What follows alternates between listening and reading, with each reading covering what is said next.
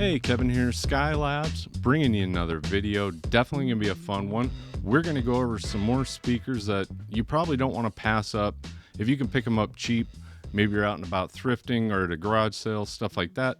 Some of these are a little bit more common. Don't look past these. I think you might be missing out on a speaker you might really enjoy, and it's always fun to just listen to them all. So with that, let's get into the video. And I've got something we need to bring up real quick before we get into the video, and that is Thanksgiving is coming up this next week. And because we're going to be closed a couple days, we're not going to be able to get another video out for next Sunday. So I thought this would be a good opportunity to do our first live stream. So if you're interested in joining that, I think we're looking at Sunday at 7 p.m. Don't leave me hanging. My biggest fear is I'm almost kind of panicking right now just thinking about it, but don't make me do hand puppets and stuff because there's only 4 people in there. If you think you can make it, leave it in the comments. Next Sunday, 7 p.m. It'll be fun. Of course. And the first one on our list, and maybe the most readily available, at least here in the Midwest, would be the Baby Advents. And a lot of you might be thinking, everybody knows what Baby Advents are. And for those that have been in the hobby for a while, yes, we all know what Baby Advents are, but we've got a lot of viewers out there that are just getting into the hobby. And being they sold so many of these speakers, I could see people walking past them or not really giving them a chance if they just saw them out in the wild. And there are multiple versions of the Baby Advent, but the Advent 2 being the most popular, the one we see the most, that's what we're going to use for a reference. The Baby Advent 2s have a 6.5-inch woofer and a 1-inch dome tweeter. And the Baby Advent 2s are a 6-ohm speaker, which is actually different than the Baby Advent 1s, which are an 8-ohm speaker. And the Baby Advents, like most other Advents, are an acoustic suspension design, meaning it's an enclosed cabinet. There's no port. These are relatively efficient speakers at 90 dB, so you don't really need a lot of wattage. And these are definitely not huge bookshelf speakers by any means, coming in at 11 inches by 17 inches by 6 inches and weighing in at 13 pounds. At least in 1986, the Baby Advent 2s were selling for $250 a pair, which really kind of explains why there's so many of them out there. And so why did the Baby Advent 2s make this list? And it's pretty simple. You can pick these up cheap. There's a lot of them out there. We sell a lot of Baby Advent 2s. He ain't lying. It's really staggering how many of these things come through our door. And I love buying them because they audition well, they sell well, they sound great. It's definitely on the neutral side of speakers. I don't think it's heavily exaggerated in the top and definitely not in the bottom. This is still a small bookshelf speaker. If you're going to put these in a large room, you're going to want a subwoofer.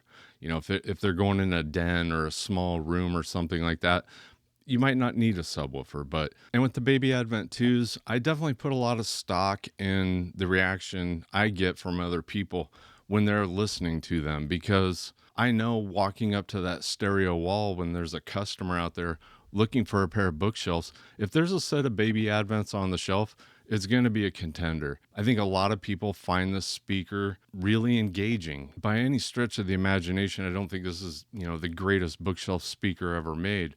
But for the price point and the sound quality you do get out of Baby Advents, it's hard to deny that most people really like the sound of these. That has to mean something.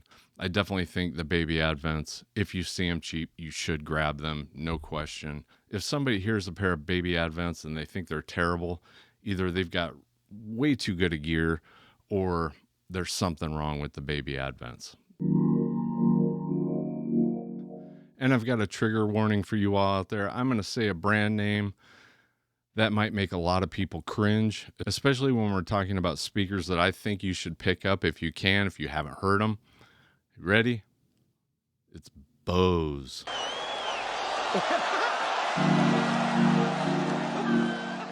And being the Bose 301s had a long production life, there are several variations, but again, we see mainly 2s and 3s. We're going to look at the 2s just for specs and stuff like that. The Bose 301 Series 2 are a 2-way ported design, and like Bose, the speaker configuration does get a little weird. These speakers have an 8-inch woofer and 2 3-inch tweeters And because Bose only recommends 10 to 60 watts per channel for these speakers, I'm assuming they're pretty efficient, even though I couldn't find an exact measurement. I would assume they're probably over 90 dB efficient. And the Bose 301s are 17 inches wide by 10.5 inches tall and 9 inches deep. And these speakers are 20 pounds apiece.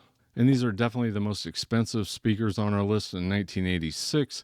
It looks like these were selling for $390 a pair. So they were definitely up there in cost. And with Bose, I'm really not sure if there's a brand out there in the electronics industry that is so either loved or hated. It's really amazing how many people have a disdain for this brand. And honestly, I don't know if it's because their designs are so unconventional. You know, these are really radical designs in a way where they're pointing speakers back towards the wall away from you and then having the reflections come hit your ear. The one thing I will say about Bose is they're probably the most placement specific speaker I've ever had. If you put these in the wrong spot in your room, they are going to sound horrible. On the flip side, if you place them correctly, I think you'd be surprised at how many people really like them. People that are unbiased to the brand, because once again, we sell a lot of 301s at the shop. If we have a pair of 301s placed correctly and we're A-Bing speakers, they sell fast.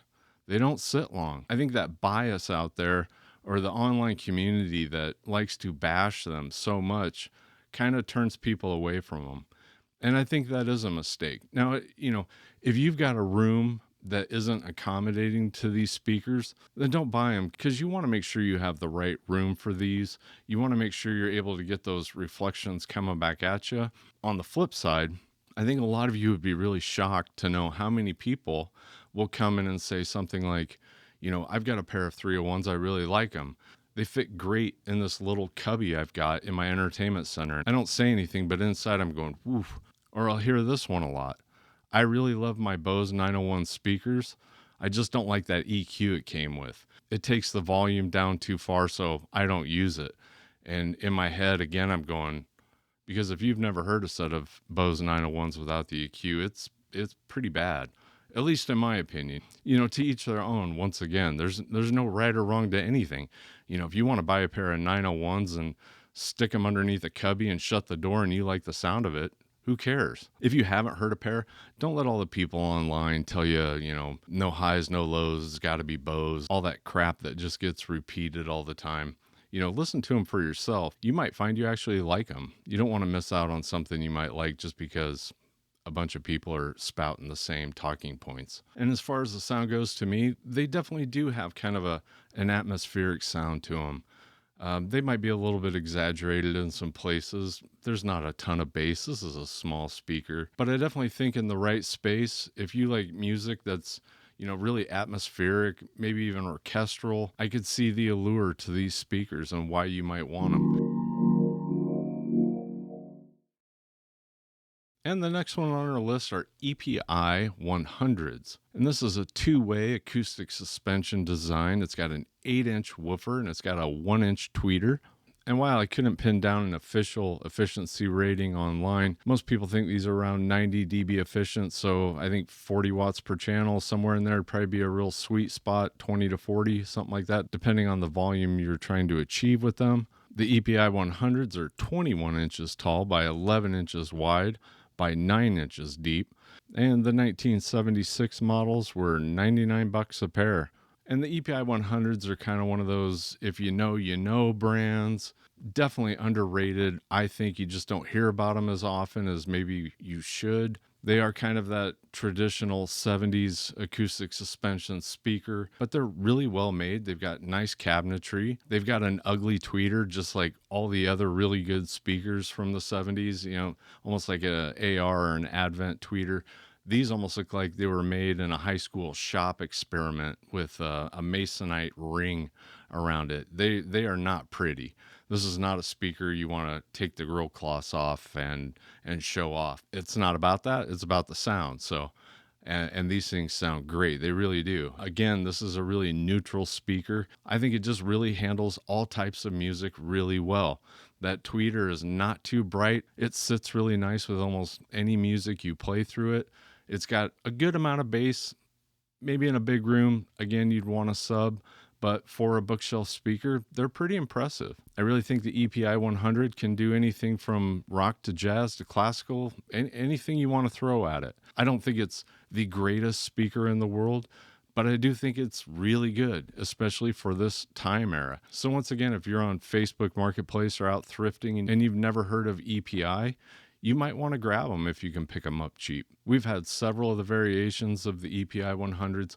I think every one we had like a furniture grade real walnut veneer on it. So you can always touch up the cabinets as opposed to a peeling vinyl wrap. And I think because it's kind of an unknown speaker, it does have a little bit of a cool factor in it. It's almost kind of like being into a really cool band and then meeting a stranger that also likes that, and you're like, oh, okay, cool, I get you. You get that music, then we could be friends, because not a lot of people know about that band. It's kind of like that. EPI speakers are the same way.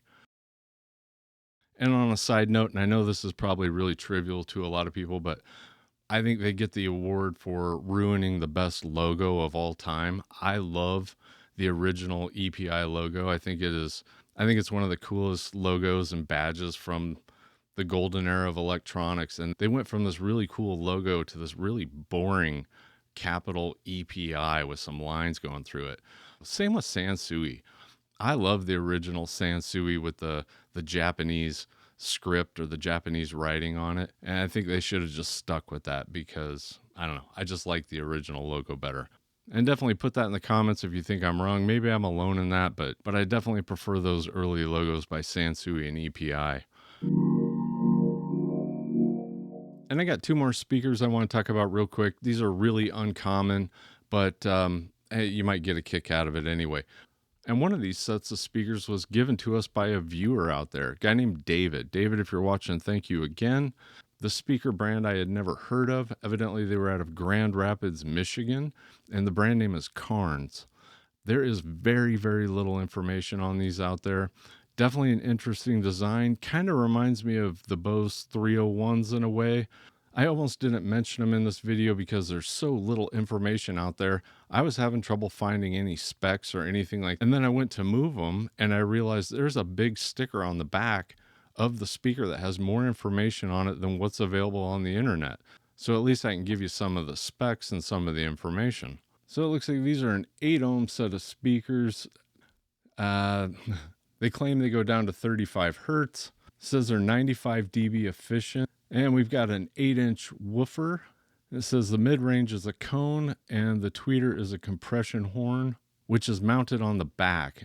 That's why it kind of reminds me of a Bose. They're using that reflection to come back at you. And the dimensions are 18 inches by 12 inches by 8 inches, and they weigh 22 pounds apiece. And these do have those really bad screw down speaker terminals, and then they also have an RCA input. But and this looks like a piezo tweeter to me. I could be wrong on that, but. And the model David brought us was a Paradox III. This is a front ported speaker. And once again, with this speaker, like the Bose 301, placement is going to be key on this thing. This isn't something you're just going to want to shove up against a wall. You're not going to really get anything out of that tweeter in the back. So, and they sound good. I didn't love them. It's kind of like the 301. I mean, the bass is okay with it. Mid-range is good. Only having that one tweeter pointed backwards. I like the tweeters aimed at my ear. It's just what I prefer. It's definitely a really cool curiosity, and I definitely thank David for, giving this set. And if anybody out there local is wanting to get a set of KARNS, maybe you had a set back in the day, get a hold of us. David just wanted them to go to a good home, and that's what we're going to try and do, is just get them to a good home. More just an interesting novelty from a speaker manufacturer that was here in the Midwest in Grand Rapids, Michigan. So KARNS speakers. I wouldn't go Googling it because you won't find much. And one last speaker I wanted to talk about, because this is an actual garage sale find that I did pick up here in Des Moines, Iowa. These are really rare as well, but they are definitely a really cool curiosity, and that is the Sawafuji. I'm sure I butchered that, but that's the best I could do with it. This is another one of those, if you just saw it sitting there on the ground, you'd probably think, oh, those gotta be junk. And then you pull the grill cloths off and all of a sudden it's like, whoa, whoa, whoa, wait a minute. As soon as I saw the mid-range and tweeter on this thing, I was like, those are going home with me, no question. I think I paid $20 for them or something like that. That crazy looking honeycomb mid-range is actually a planar magnetic driver. I just pulled the grill cloth off of these and went, oh, $20? Are you kidding? I don't care if they sound terrible. I've got to go home and try those, just to see what they sound like. And I ended up keeping them in my living room for quite a while. I think they were branded as studio monitors. I don't know if I'd use them as studio monitors, but they've got a really cool sound to them. They've got a woofer in the back, and then that planar magnetic mid-range, that honeycomb looking mid-range, and a tweeter, and they sound really good. I'll put a link down below to a video I did find where a couple guys kind of discussed them in more detail. I don't really know a lot about them, honestly. I bought them as a curiosity. I used them for a while and I kind of just set them on the shelf. I was just wanting to show you, you really can find some interesting things out there still. You have to pull the grill cloths off sometimes. Don't just look at a speaker and assume it's nothing, because there are really good speakers to be had out there that are just sitting there waiting for you to grab. Those are my little Sawafuji speakers that I found sitting on a blanket at a garage sale. And I don't think I ran any more errands that day. I think I had them both under my arms and I was racing home to get them plugged into my stereo. I definitely appreciate y'all watching another video. I hope everybody that's getting ready to meet up with family and enjoy some downtime, I hope you get that. I'm sorry there won't be a video next Sunday, but definitely please don't leave me hanging out there in a live stream by myself if you can. So have a great week, everybody. We'll see you soon. Thanks.